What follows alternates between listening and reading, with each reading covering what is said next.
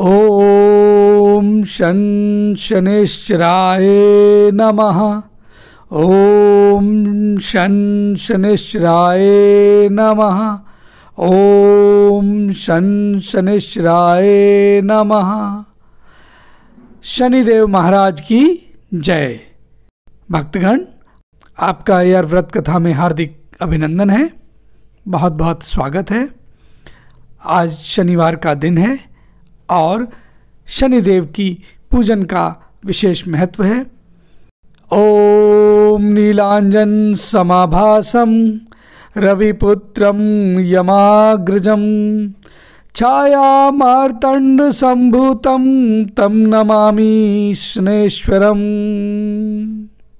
भक्तगण, आज हम आपको शनिदेव से संबंधित व्रत कथा सुनाने जा रहे हैं। आइए शनिदेव की कथा सुनते हैं। हर व्यक्ति के जीवन में शनिदेव की अहम भूमिका होती है।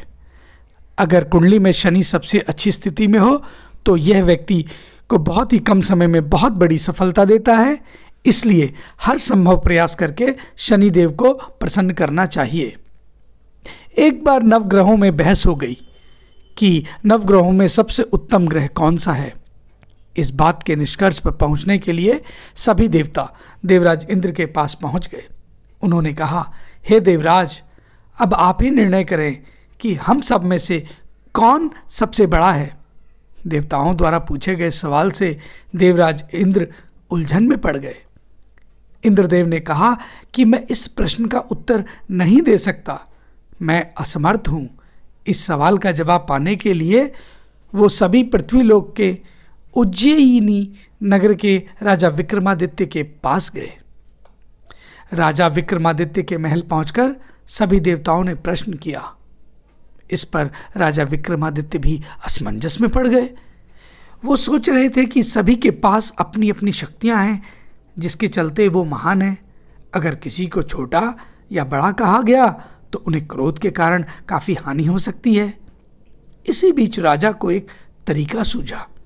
उन्होंने 9 तरह की धातु बनवाई, जिसमें स्वर्ण, रजत यानी चांदी, कांसा, ताम्र यानी तांबा, सीसा, रांगा, जस्ता, अभ्रक व लोहे शामिल थे।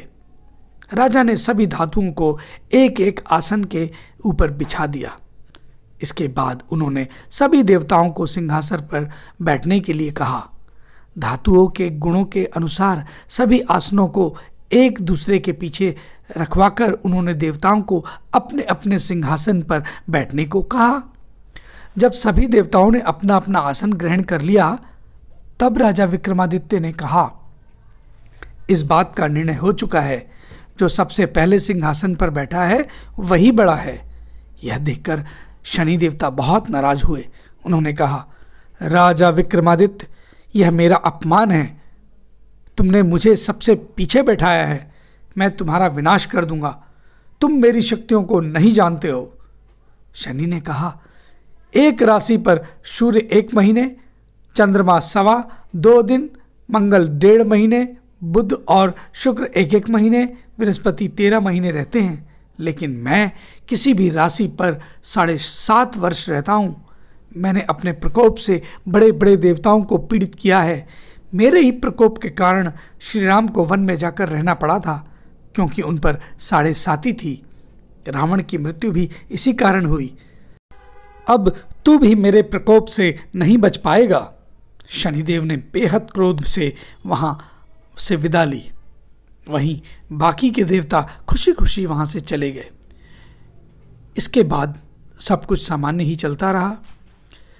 राजा विक्रमादित्य पहले की तरह ही न्याय करते रहे।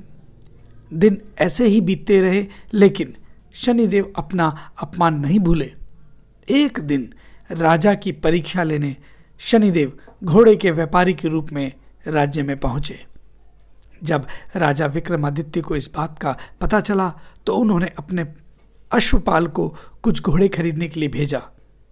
अश्वपाल लौट आया और राजा को बताया कि घोड़े बेहद ही कीमती हैं।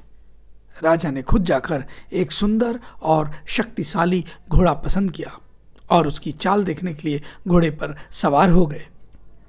जैसे ही राजा विक्रमादित्य घोड़े पर बैठे, वैसे ही घोड़ा बिजली की रफ्तार से दौड़ पड़ा। घोड़ा राजा को एक जंगल में ले गया और वहां जाकर राजा को नीचे गिरा दिया और फिर कहीं गायब हो गया। राज्य का रास्ता ढूंढने के लिए राजा जंगल में भटकने लगे, लेकिन उन्हें कोई रास्ता नहीं मिला। कुछ समय बाद उन्हें एक चरवाहा मिला। भूख प्यास से परेशान उस राजा ने चरवाहे से पीने का पानी मांगा। चरवाहे ने उन्हें पानी दिया और राजा ने उन्हें अपनी एक अंगूठी दे दी।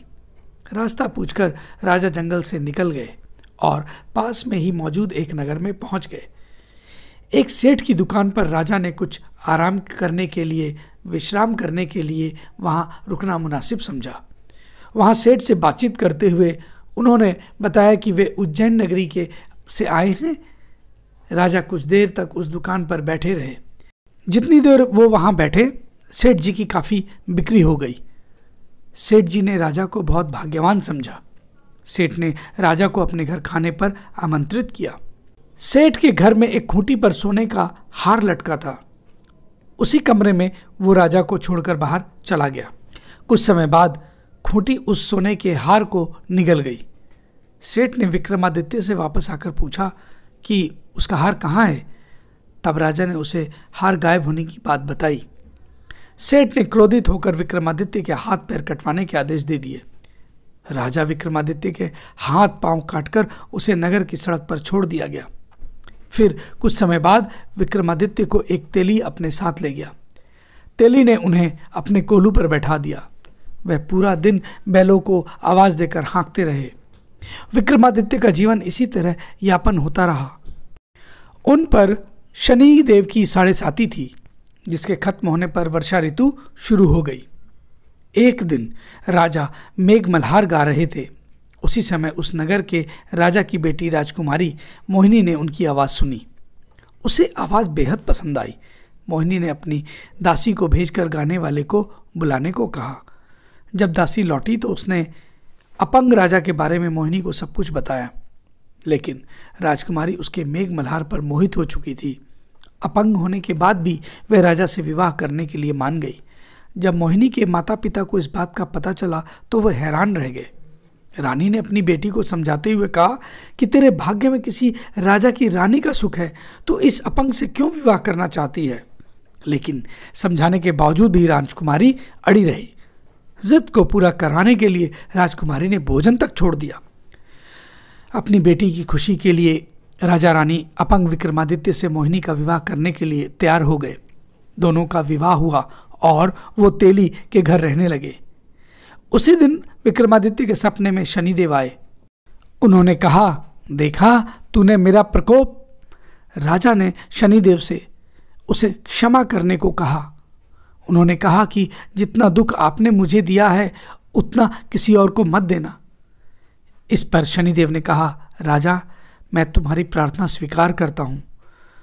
जो व्यक्ति, कोई भी व्यक्ति हो, मुझे पूजेगा, मेरा व्रत करेगा और मेरी कथा सुनेगा, उस पर मेरी हमेशा कृपा दृष्टि बनी रहेगी। सुबह जब राजा विक्रमादित्य की नींद खुली तो उन्होंने देखा कि उनके हाथ पांव वापस आ गए हैं। उन्होंने मन ही मन में शनिदेव जी को नमन किया। राजकुमारी भी विक्रमादित्य के हाथ पैर देखकर हैरान रह गई। तब राजा ने शनिदेव के प्रकोप की कथा सुनाई। जब सेठ को यह बात पता चली तो वह तेली के घर पहुंचा। उसने राजा विक्रमादित्य से उनके पैरों में गिरकर माफ़ी मांगी। राजा ने सेठ को माफ़ कर दिया। सेठ ने राजा से उसके घर जाकर भोजन करने के लिए कहा। भोजन करते हुए अचानक से ही खूंटी ने हार उगल दिया। सेठ जी ने अपनी बेटी का विवाह भी राजा के साथ कर दिया। उन्होंने उसे स्वर्ण आभूषण, धन आदि देकर राजा के साथ विदा कर दिया। राजा विक्रमादित्य अपनी दोनों पत्नियों यानी राजकुमारी मोहिनी और सेठ की बेटी के साथ अपने राज्य उज्जैनी पहुँचे। सभी ने उनका स्वागत किया। इसके बाद राजा विक्रमादित्य ने पूरे राज्य में घोषणा करते हुए कहा कि आज से शनिदेव सब देवों में सर्वश्रेष्ठ माने जाएंगे। साथ ही शनिदेव का व्रत करें और व्रत कथा अवश्य सुने। यह देखकर शनिदेव बहुत प्रसन्न हुए। व्रत करने और व्रत कथा सुनने से शनिदेव की कृपा सब पर बनी रहने लगी और लोग आनंद पूर्वक रहने लगे। तो एक बार प्रेम से बोलेंगे, शनिदेव भगवान की जय। तो भक्तगण, ये थी हमारी आज की शनिदेव भगवान की कथा से संबंधित प्रस्तुति। आपको कैसी लगी कृपया अपनी राय हमें कमेंट बॉक्स में लिखकर बताएं। और साथ ही साथ अगर हमारी शनिदेव भगवान से संबंधित ये कथा आपको पसंद आई हो तो इसे कृपया अधिक से अधिक लाइक करें, अधिक से अधिक शेयर करें, और हाँ, हमारे इस चैनल को भी कृपया सब्सक्राइब करें। नोटिफिकेशन के लिए बेल आइकन को दबाना ना भूलें। आप सभी का एक बार फिर से बहुत बहुत धन्यवाद। शनिदेव भगवान की जय। हम अगली प्रस्तुति के साथ जल्द हाजिर होंगे। तब तक के लिए आज्ञा दीजिए। नमस्कार।